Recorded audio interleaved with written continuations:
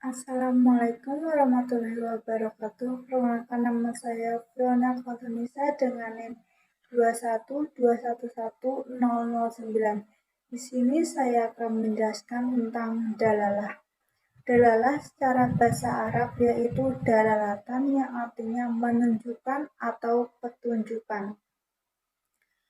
Secara istilah, dalalatan adalah suatu lafaz nas kepada pengertian yang mudah untuk dipahami.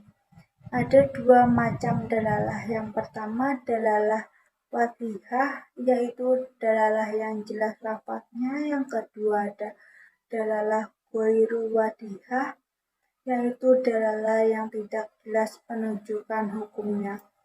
Selanjutnya ada penjelasan macam-macam dalalah. Dalalah wadihah itu dalalah yang jelas lafaznya, terdiri dari yang pertama ada zahir. Zahir lafaznya dan maknanya sudah jelas. Menurut Abdul Wahab Khalaf, zahir adalah lafaz dengan sifat tersendiri tanpa tergantung pemahaman kepada lafaz lain, namun masih bisa ditakwilkan. Contohnya Quran Surat Al-Baqarah ayat 275 yang bunyinya wa alallahu bai'a wa haroma riba, dan Allah telah menghalalkan jual beli dan mengharamkan riba. Ayat ini menunjukkan halalnya jual beli dan haramnya riba, namun tujuan utama ayat ini adalah tentang tidak semuanya sama tentang jual beli dengan riba. Selanjutnya yang kedua ada nas, yaitu suatu lafaz yang menunjukkan hukum dengan jelas. Dalalah nas kemungkinan masih bisa untuk ditakwilkan, ditaksis, dan dinaks. Contohnya Quran Surat Al-Baqarah ayat 275 yang bunyinya wa Allahu ba'awal haroma riba. Secara zahir, ayat itu menunjukkan pada halalnya jual beli dan haramnya riba. Pada surat Al-Baqarah ayat 275 yang bunyinya zalika bi'annahum qalu innamal bayu mislu riba. Mereka berkata bahwa sesungguhnya jual beli itu sama dengan riba. Jadi dalam nas ayat ini adalah jual beli tidak sama dengan riba. Selanjutnya yang ketiga ada mufasor. Mufasor itu suatu hukum dengan dalalah atau penunjukan yang tegas dan jelas.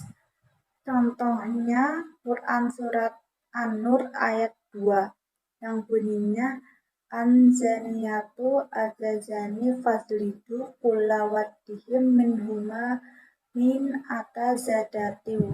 Mereka perempuan yang berzina, laki-laki yang berzina, maka deralah tiap orang dari keduanya 100 kali dera, yang artinya kata 100 kali tidak bisa diartikan jumlah lain, yaitu hukum mufasar adalah wajib mengamalkan sesuai dengan lafadznya.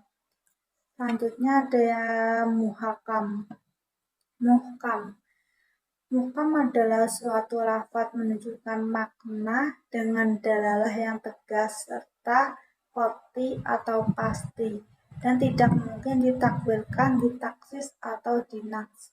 Contohnya Quran Surat Muhammad ayat 19 yang bunyinya falam annahu la ilaha illallah, maka ketahuilah bahwa sesungguhnya tidak ada Tuhan selain Allah. Jadi makna tersebut itu jelas dan tegas, tidak ada Tuhan selain Allah. Yang kedua ada macam-macam dilalah yang tidak jelas penunjukannya, yaitu dalalah ghairul wadihah. Yang pertama ada kafi. Kafi itu lafaz dari segi penunjukannya kepada makna lain kepada kasus tertentu. Contohnya Quran Surat Al-Maidah ayat 38 yang bunyinya wasyariku wasarikotu faktohu aldiyahuma. Laki-laki yang mencuri perempuan yang mencuri potonglah tangan-tangan mereka. Ayat di atas memang sudah cukup jelas, namun mengenai sanksi yang diterima kepada sang pencuri. Namun akan timbul tidak kejelasan ketika penerapan ayat tersebut, yaitu pecopet atau pejamret. Yang kedua ada muskil.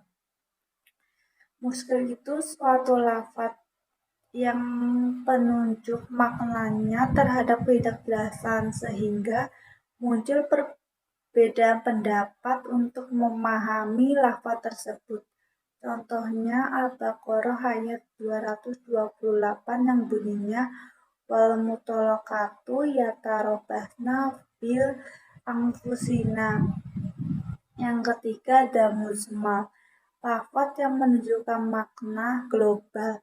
Kejelasan hanya dijelaskan dengan sunnah yang diajarkan oleh Nabi Subhanahu wa Ta'ala. Contohnya Al-Baqarah ayat 43 yang bunyinya wa aqimus sholata wa atuz zakata, dan dirikanlah sholat dan tunailah zakat. Yang terakhir ada mutasyabih, yaitu suatu lafaz yang tidak menunjukkan kejelasan makna dan tidak ada dalil yang menjelaskan. Sekian penjelasan dari saya. Bila ada kurangnya mohon maaf. Wassalamualaikum warahmatullahi wabarakatuh.